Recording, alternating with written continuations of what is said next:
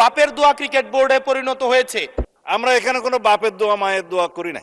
পুরোপুরি সরকার নিয়ন্ত্রিত একটা মানবাধিকার কমিশন মাননীয় তামিম ইকবালকে দিয়ে মানে যেভাবে দখল করা হয়েছে বাপের দোয়া ক্রিকেট বোর্ড, আমরা জুলাই গণ অভ্যুত্থানের ভিকটিম ব্লেমিং এর জন্য ব্যবহার করা হয়েছে। যেই মানবাধিকার কমিশন গুম খুনের বৈধতা উৎপাদন করা হয়েছে, বিরোধী দল ও মতকে দমনের জন্য ব্যবহার করা হয়েছে। কিন্তু ফর রেকর্ড আপনি জুলাই অভ্যুত্থান সুরক্ষা এটার উপর বলেন। ক্রিকেট বোর্ডের অ্যাডহক কমিটিটা করা হয়েছে।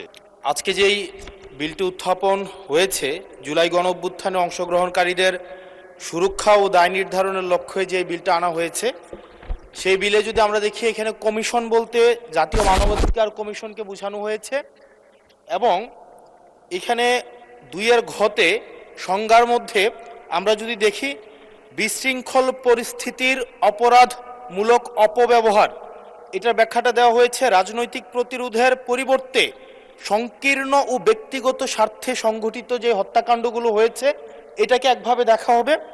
আর আরেকটা হচ্ছে গণতান্ত্রিক ব্যবস্থা পুনরুদ্ধারের উদ্দেশ্য যেই কার্যাবলীগুলো সংগঠিত হয়েছে সেটাকে একভাবে দেখা হবে।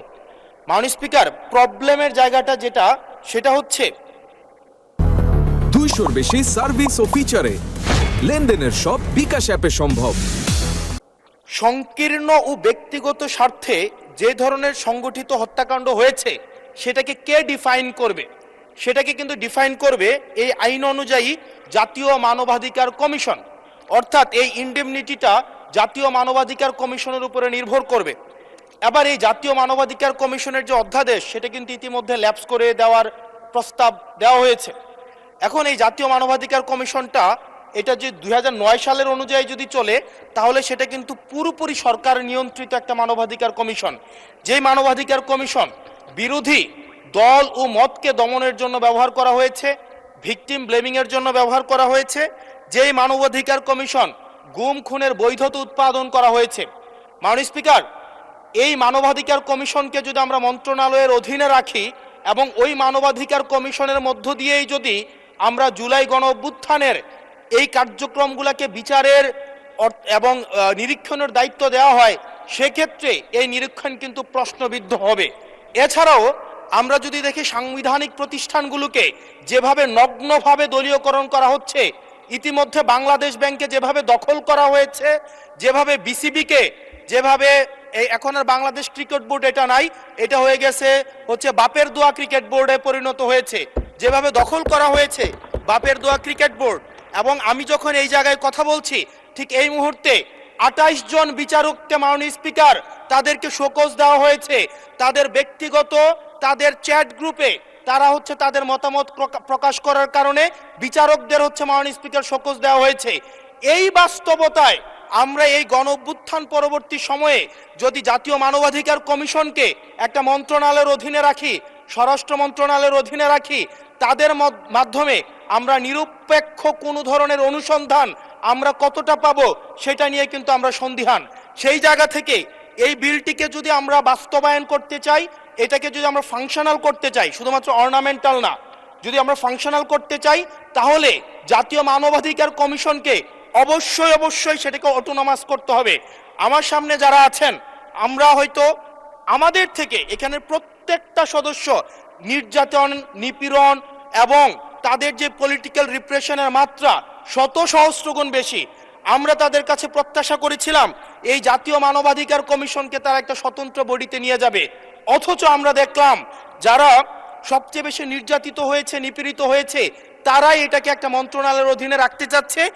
এই অজুহাতে যে জাতীয় মানবাধিকার কমিশন যদি অটোনমাস হয়ে যায় তাহলে সেটাকে হচ্ছে এটার জবাবদিহিতা কিভাবে নিশ্চিত হবে।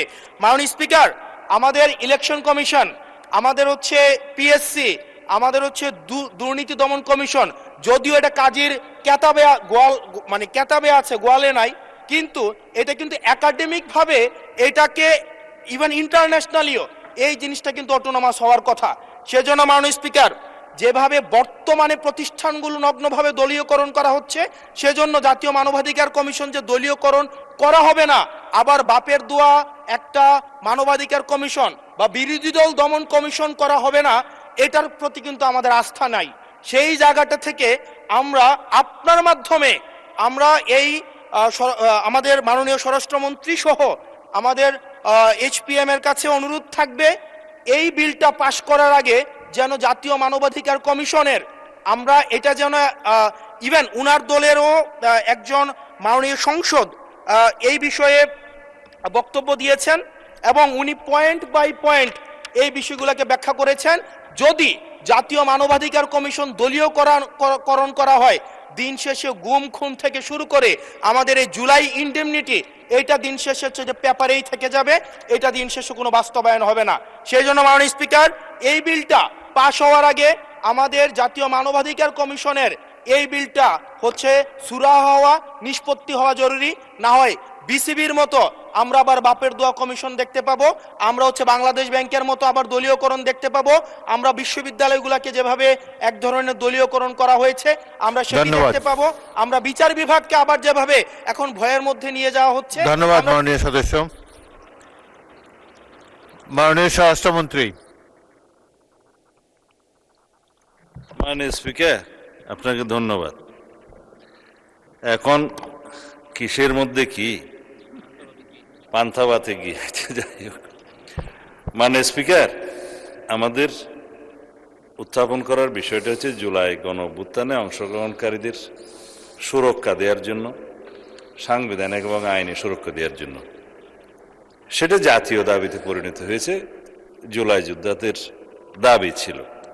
তার প্রেক্ষিতে জুলাই জাতীয় সনদ স্বাক্ষরিত হয়েছে, তার মধ্যে অঙ্গীকারনামার একটা দফা ছিল এবং সেই দফাটা পরবর্তীকালে যেদিন সই করব সেদিনও একটা আন্দোলনের প্রেক্ষিতে আমরা অনুরোধ করে কমিশনকে অ্যামেন্ডমেন্ট আনিয়েছিলাম তাদের দাবির প্রেক্ষিতে। তার মানে যারা জুলাই গণ অভ্যুত্থানে, ছাত্র গণ অভ্যুত্থানে অংশগ্রহণ করেছিলেন তাদের উপরে তো হানাদার বাহিনীর মতো গণহত্যাকারী আওয়ামী লীগ এবং তাদের সন্ত্রাসী গোষ্ঠী এবং পেটুয়া বাহিনী নিপীড়ন চালিয়েছে, অত্যাচার চালিয়েছে, গণহত্যা চালিয়েছে। জনতার প্রতিরোধের মুখে তাদের মধ্যেও কেউ কেউ প্রাণ হারিয়েছে, এটা যুদ্ধের ময়দানে ফয়সালা হয়ে গেছে, আমরা বলেছি। সুতরাং তাদেরকে সাংবিধানিক এবং আইনি সুরক্ষা দেয়া দরকার। সেই প্রেক্ষিতে এই আইনটা, অধ্যাদেশটা ইন্টারিম গভর্নমেন্ট প্রণয়ন করে সবার মতামতের প্রেক্ষিতে। হ্যাঁ, এখানে যদি আপনি সংশোধন আনয়ন করতে চান, মাননীয় সদস্যের উদ্দেশ্যে বলছি, সেটা সেকেন্ড রিডিং মধ্যে আপনি সংশোধনী আনতে পারতেন, আগে নোটিশ দিতে পারতেন, সেই সংশোধনীগুলো নিয়ে আমরা আলাপ করতে পারতাম। সেটা এক্সট্রা স্টেজ।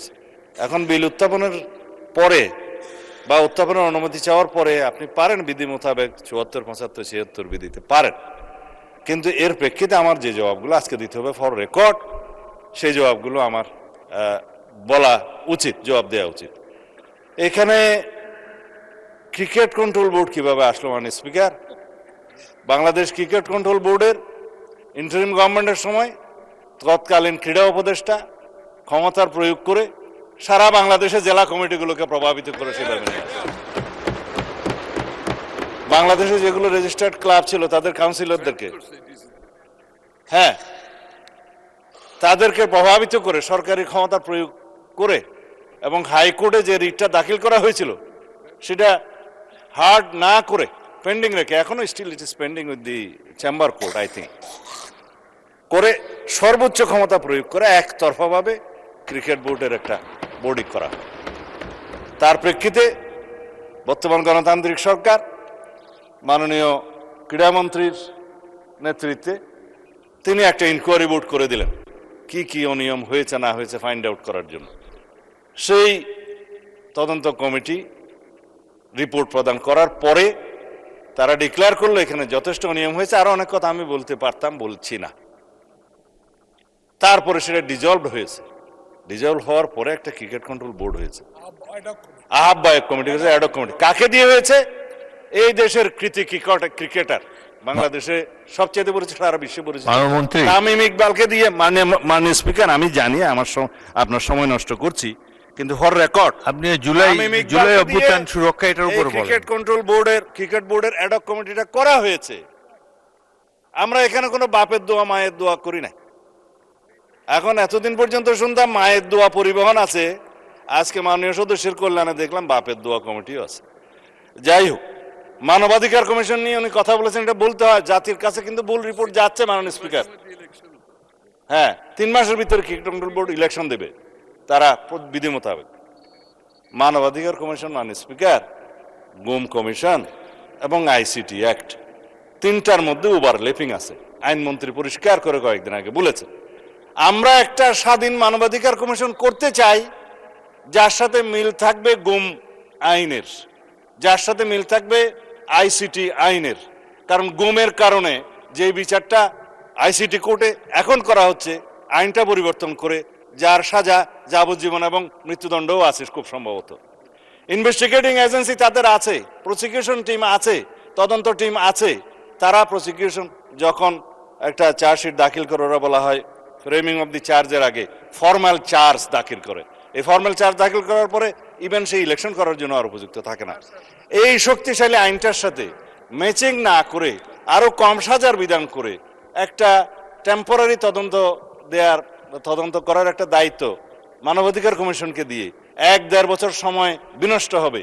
তার চাইতে যিনি ভিকটিম, গুমের ভিকটিম, সরাসরি যদি আইসিটি অ্যাক্টে মামলা দায়ের করতে পারে, সেখানে তদন্ত হবে, তদন্তের জন্য আলাদা অর্গান আছে, প্রসিকিউশন টিম আছে, সেইটা ম্যাচিং না করে একটা গত ইন্টারিম গভর্নমেন্ট একটা আমি বলবো বালখিল্যপনা একটা আইন করে দিয়েছে এবং সেটার সাথে মানবাধিকার কমিশনের একটা সিমিলারিটিস থাকবে। স্ট্রং মানবাধিকার কমিশন আমরা করতে চাই। এখন যে মানবাধিকার কমিশনকে যে সমস্ত ক্ষমতা দেয়া হয়েছে তার সাথে স্টেক হোল্ডারদের আলাপ আলোচনা ছিল না। স্টেক হোল্ডারদের সাথে আলাপ আলোচনা করতে হবে। We have a hill tax problem, বাংলাদেশে এলজিবিটিকিউর প্রবলেম আছে।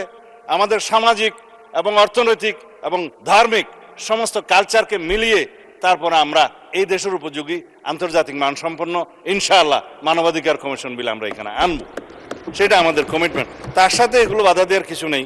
বিশ্ববিদ্যালয় এবং বাংলাদেশ ব্যাংক দখল কারা করেছিল মাননীয় স্পিকার ইন্টারিম গভর্নমেন্টের সময়, সেটা এই দেশের মানুষ জানে।